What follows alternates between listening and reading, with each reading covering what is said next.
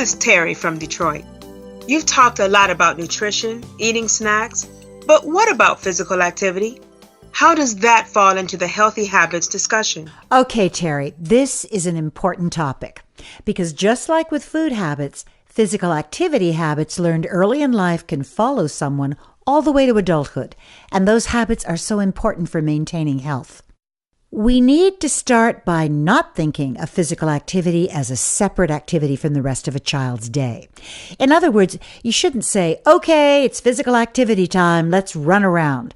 The whole day should be organized in a way that respects children's natural inclination to constantly move and encourages movement when kids are playing, when they are going from activity to activity, when they're outside, or when you lead them in a game or dance.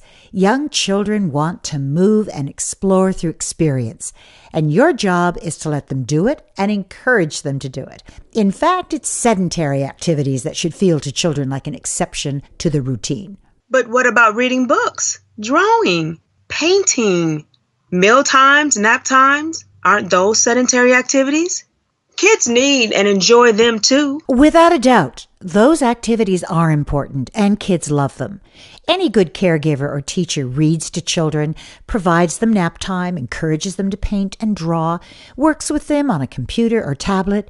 But Terry, in many programs across the country, young children spend way too much time in sedentary activities, like circle time. Some teachers think that circle time is the way to get the kids ready for kindergarten or socialize to school, to teach them to listen and follow directions. But remember that children can also learn these things when they're moving and through their own experiences of life. So let's be mindful of the amount of time we require young children to sit when they want and need to be moving. I know some programs that have young children sit in circle time for over an hour a day. What is up with that? Do you think 3- and 4-year-olds want to sit on their behinds that long following adult directions? I think sometimes it might be the teachers just don't want to move so much. Honestly, I don't love exercise. And anyways, I feel that working with children is so intense all the time. I'm alert and present with them for up to 8 hours, 5 days a week. Then I go home and still a lot of things to do. Sometimes my energy runs out and I just need the children to sit and draw for a while I get a few minutes of rest. Part of the challenge, I think, Terry, are simply the terms, exercise and physical activity. We immediately think of the gym or jogging, and that might turn us off the idea of embracing movement in more simple ways, like taking the stairs or avoiding the drive-thru. And for children, all we're really talking about is play. Play is exercise, exercise is play. When young children play, they often meet all of their physical activity needs. Just think about them on the playground, or in the sandbox, or setting up the house, or creating a city out of blocks. The possibilities for physical activity are endless with play. This means that one of our main responsibilities as caregivers is creating an environment that encourages active play. Now, how do we do that? Well, it starts with a classroom that's arranged so that children can move around easily and can experience all different kinds of movement. Preschoolers love using tables and chairs to build caves and tunnels, and cardboard boxes can be particularly exciting for them. You know all this. Just give young children some tools and watch them go to work. The more the classroom environment encourages movement and play, the better. Of course, the same concept goes for outside play spaces where you can arrange things so that the children can pedal, dig, climb, jump off, jump on, slide down, etc. Take into account different cultural traditions that families might value, like soccer and jumping rope. Natural materials such as logs, stones, boulders are excellent when available. If the environment is set up to encourage play, then children will play. And if they play, they're moving, which, wink, wink, is physical activity. Okay, so you're saying play. And I can get behind that. But what about learning? We can't just let kids play all day long. Terry, when young children are playing, they are learning. Research says that play is bigger than just a healthy habit or preventing type 2 diabetes. Play is a huge part of brain development, emotionally, cognitively, socially, and physically. Play is about making sure children are developing in all the right ways. In directed play, children can practice basic concepts like counting, listening, and responding to instructions. Or in self-directed play, children naturally learn about creativity, problem-solving, decision-making. Imagine that you were 4 years old again. And remember how much you learned when you explored your surroundings, created new worlds with blocks and other toys, developed relationships with other children, and discovered what your body could and could not do. Providing children with a safe and secure environment to explore their curiosities through play is such a privilege for any caregiver. So, you're saying that children's natural need to move is important developmentally? Absolutely. And it's also important to recognize that an adult's notion of the amount of movement needed by children often differs from what actually benefits them.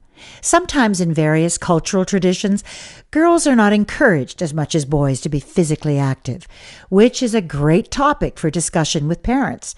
And typically, adults keep children sitting for too long and actively prevent children from moving around, which is what most children want to be doing. Of course, every child is different when it comes to the amount of movement his or her body needs. One child might enjoy sitting for 20 minutes listening to you reading a whole story, while another child might need to get up and move around sooner. You should try allowing for those differences. The little boy that starts moving around while you read is still growing and developing, but simply not according to a plan that you intended for him at that moment. It's not always helpful to force all children to sit still for the duration of your reading. Are you saying that children can just do whatever they want, whenever they want? No, it's much more nuanced than that. Children still need you to structure the day with a balance of different types of activities, but you don't need to rigidly hold on to that structure when an opportunity for movement comes about. And know that if you set up enough playtime each day, self-directed play, make-believe play, structured play, imaginary play, you name it, it helps children quiet down when it's time to read a story. But then can you give me some guidelines? I mean, how much playtime are we talking about? Preschoolers should have 90 to 120 minutes of vigorous activity a day. Of that, when possible, they really should have a minimum of 60 to 90 minutes of outdoor play, and when not outside, there should be continuous opportunities for movement. Some reports suggest that in early childhood education programs across the country, children spend over 80% of their time in sedentary activities, and that's excluding nap time. Oh gosh, how boring for them. Remember, young children aren't like us in how they get their physical activity. An adult might think, okay, I'm going to go play basketball for an hour or go jogging for 30 minutes. Young children get their activity throughout the day in lots of short spurts. They might vigorously run for 2 minutes and then rest for a bit. And then a few minutes later, they might climb on the jungle gym and jump from climbing structures. However, if you give them ample playtime, most children will meet those 90 to 120 minutes of recommended vigorous activity a day. In other words, you don't need to and shouldn't set aside a specific 90-minute segment for vigorous activity. But just be confident that if you are giving children enough playtime and outdoor time, when possible, that they will get lots of physical activity without you having to push them. And they will know that movement is a normal part of any day and any activity. One nice thing you can do to make movement more fun, of course, and I think most of you do this, is structured physical activity like games or dancing or playing musical instruments and moving with the music. Structured play is a great way to intentionally get children involved in vigorous activity. One of the things that I love to do is to teach them a dance to a fun song, which most kids just love. There's one kid's song I love called Shake It Like a Duck. Believe it or not, I was at an early childhood conference and all these teachers were just having a blast to this song. All of these adults just shaking it like a duck. You want me to shake it like a duck? Oh, shake it like a duck, Terry. Absolutely. As often as you can. It's good for you. Okay. Caregivers carry a lot of responsibility, and I love your questions, Terry, because they shed a light on what that responsibility actually looks like. Here's what I mean. Children have a natural inclination to move, and we as caregivers need to honor that inclination, even when it's not our preference, so we can cherish and sustain children's love of movement. Set up the room and structure the day in the best way possible to encourage movement and play, and don't shy away from movement yourself.